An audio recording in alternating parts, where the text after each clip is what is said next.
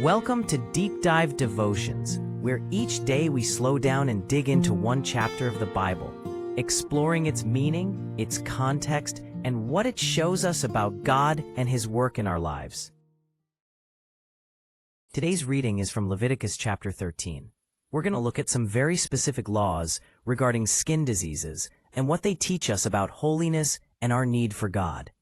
Now, I know when we open the Bible and hit a chapter like this, it's tempting to skim right over it because it reads a bit like a medical textbook from the Bronze Age, full of symptoms and diagnoses that seem totally disconnected from our modern lives. But hang in there with me, because this is actually a profound picture of how God deals with the corruption of sin. The first thing we need to understand is that while these instructions deal with physical ailments, often translated as leprosy, though the Hebrew word sarat that actually covers a whole range of skin conditions, molds and mildews. The real issue here isn't just hygiene, it's about access to God. You have to remember the setting. God was dwelling in the tabernacle, right in the middle of the camp. Because God is life, light, and perfect holiness, anything associated with death, decay, or corruption simply could not come near him without being consumed. So, when the chapter opens in the first few verses, God tells Moses and Aaron that anyone with a swelling, a scab, or a bright spot on their skin has to be brought specifically to the priest. Notice, they don't go to a doctor or a herbalist. They go to a priest. This tells us immediately that we are dealing with a spiritual reality, not just a physical one. The priest acts as an inspector, not a healer. He is looking for specific signs. Has the hair in the sore turned white? And does the sore look deeper than the skin? If the answer is yes, the person is pronounced unclean. It's a heavy diagnosis because it means the corruption runs deep, beneath the surface. It serves as a physical object lesson that sin isn't just a bad behavior on the outside, like a smudge you can wipe off, but a condition deep in our hearts that corrupts us from the inside out. As we move into the next few verses, specifically verses 4 through 8, we see God's fairness and patience in how these judgments are made. If the spot is white but doesn't look deep and the hair hasn't changed color, the priest doesn't just cast the person out immediately in a panic. He isolates them for 7 days. This is essentially a quarantine, a time of waiting and watching.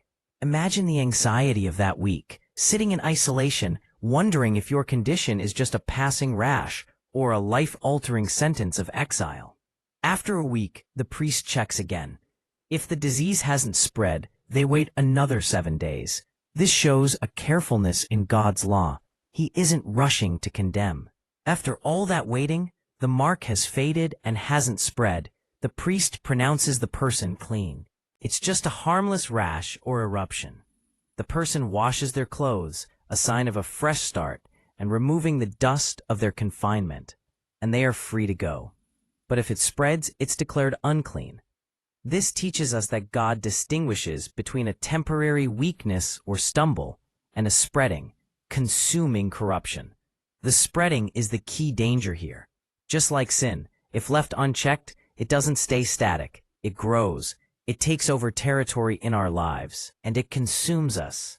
Then, in verses 9 through 17, we encounter a rule that sounds completely backward to our modern ears, almost like a riddle. The text says that if a person has a white swelling and raw flesh appears in it, they are unclean. That makes sense to us, as raw flesh indicates an active, open wound.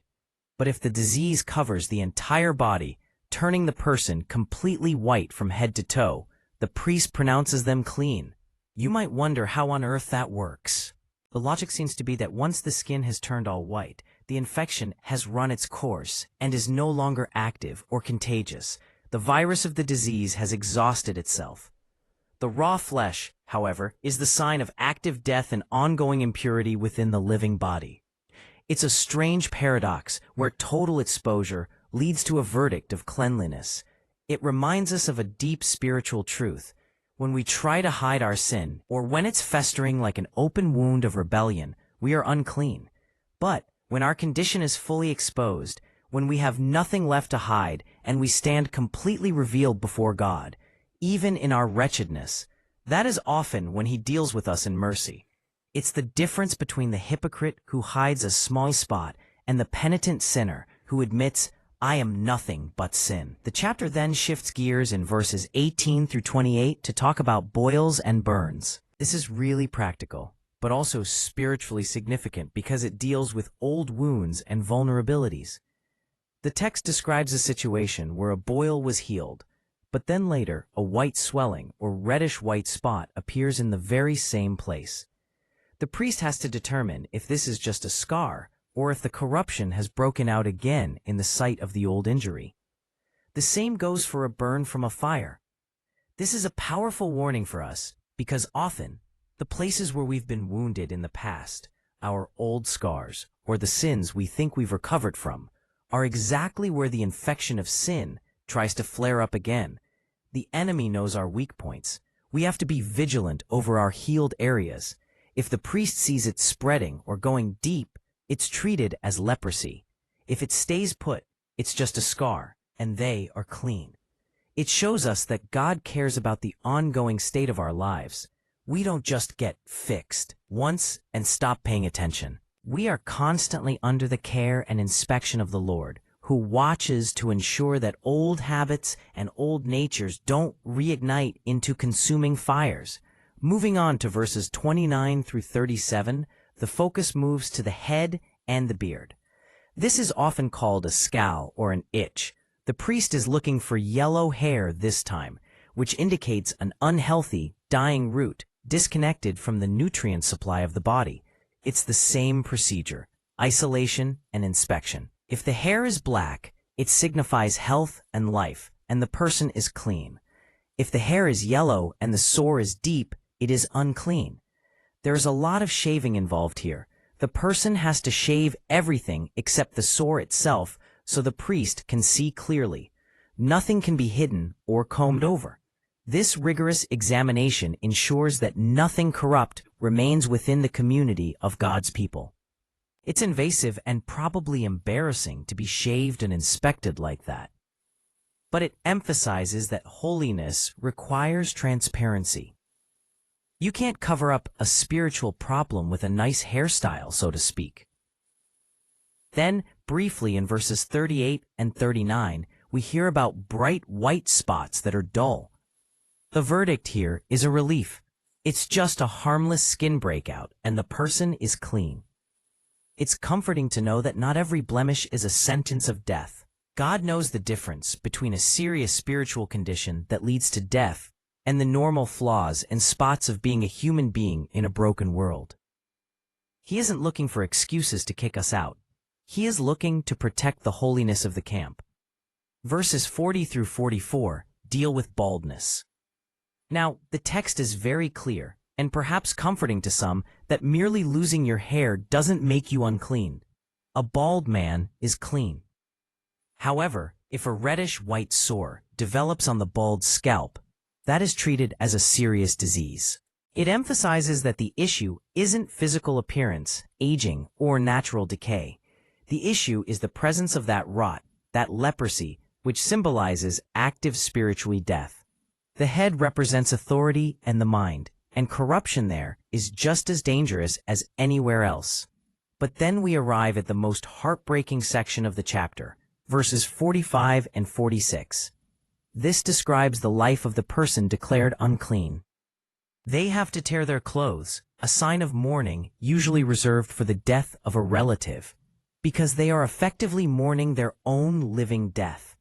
They must let their hair hang loose and unkempt, cover their mustache or upper lip in shame, and cry out, "Unclean, unclean," wherever they go to warn others away. They have to live alone, outside the camp. This is the ultimate tragedy of sin. Separation. It separates us from our neighbors because we become a danger to them, and it separates us from the sanctuary of God. Living outside the camp meant living away from the tabernacle, away from the sacrifices, away from the place where forgiveness was delivered. It is a terrifying picture of what sin actually does to us. It isolates us and cuts us off from the source of life.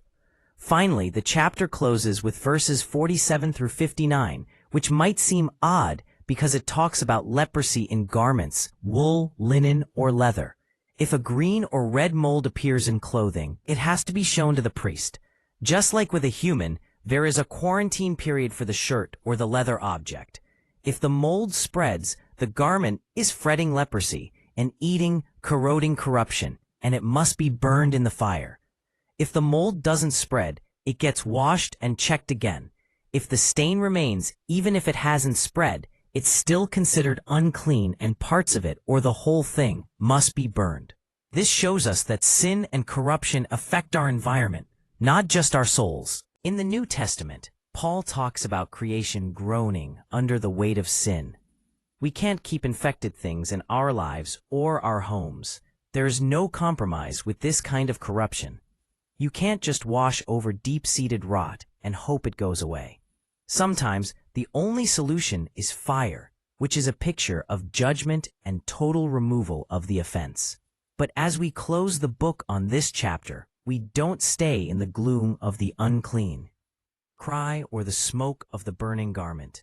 We remember that the Old Testament shadows point to a New Testament reality. We have a great high priest, Jesus, who didn't just inspect lepers from a distance. In the Gospels, when a leper came to him, Jesus did the unthinkable. He reached out and touched him. Instead of Jesus becoming unclean, the leper became clean. And interestingly, Jesus allowed himself to be taken outside the camp to the cross to suffer the separation and shame we deserved, so that we who were infected with the leprosy of sin could be washed, pronounced clean, and brought back into the presence of God. Thank you for joining me today in God's Word. If this podcast has been helpful to you and you'd like to support it, there's a simple option at ko-fi.com/deepdivedevotions. That's ko-fi.com/deepdivedevotions. Whether you support or simply listen, thank you for being part of this time in Scripture. Until next time, may the Lord bless you and keep you.